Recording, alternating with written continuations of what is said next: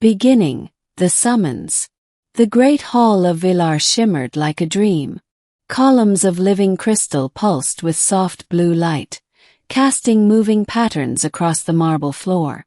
The air tasted faintly of ozone and metal, and at the end of the endless hall, upon a throne woven from threads of plasma, sat King Zareth of the Ilrin Dominion, an alien ruler whose gaze could silence a room of generals.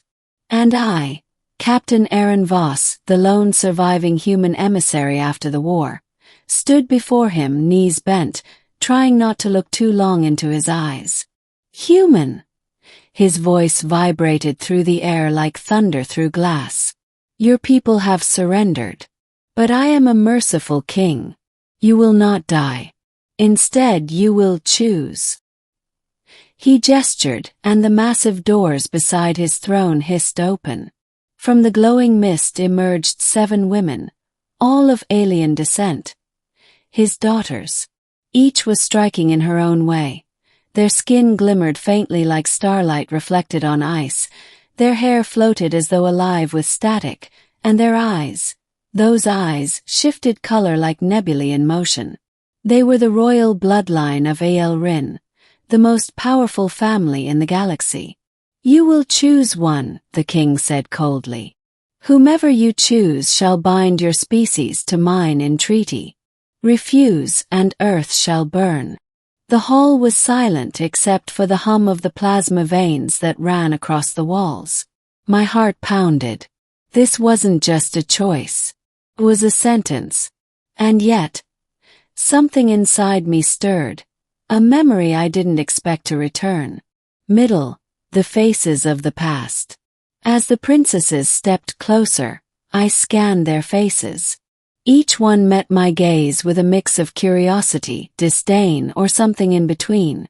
The first, Princess Vera, smirked with practiced confidence. The human looks fragile, she said, her tone sharp and royal. The second, Princess Myra, had eyes like twin emeralds. Father, must we let him choose?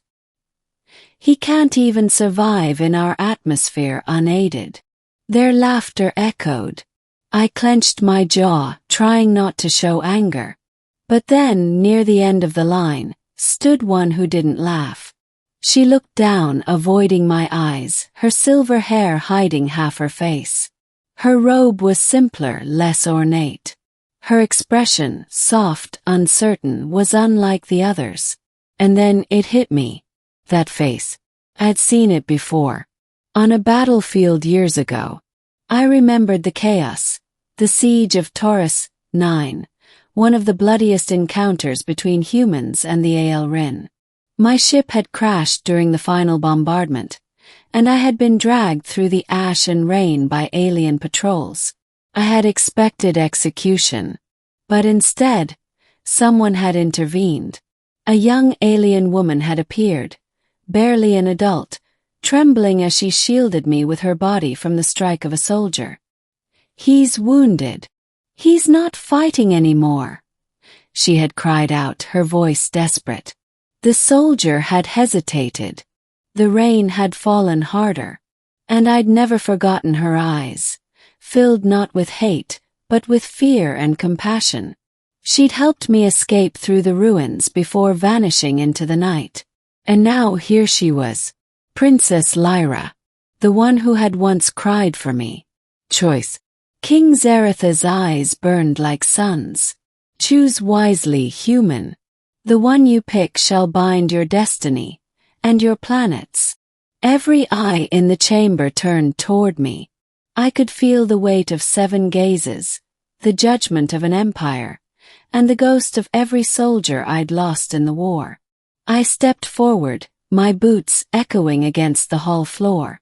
My mind screamed to pick the strongest, the most politically safe. To choose one who could guarantee Earth's survival through power, not heart. But my chest, it burned with something else. Something I hadn't felt since the war began. When I reached the end of the line, I looked at her. Princess Lyra. She trembled slightly, her hands clasped, as if she couldn't believe I was standing before her. The king's voice rumbled behind me. Have you chosen? I turned to face him, standing tall. I have. The hall grew silent. I choose her, I said, pointing toward Lyra. Gasps rippled through the court. The king's brow furrowed, his crown flickering with energy. Her, he growled. The weak one. The one unfit for command. The others murmured in disbelief. Vera's laughter was sharp as glass. The human chooses my timid sister. Perhaps he wishes for pity, not alliance. But Lyra's eyes widened, filled not with fear this time, but with recognition. A faint smile tugged at her lips. And I saw it, the memory of that battlefield reflected back at me. I remember you, she whispered, barely audible. Taurus, 9. The king rose from his throne, his massive frame towering above us. Very well, he said after a long silence. You have made your choice. But remember, human, the bond is sacred. Once joined, no power can break it. He extended a hand, and energy flared across the room. Symbols etched themselves into the air, ancient sigils of union glowing in gold and blue. The ritual began, binding human and alien fates in a single light.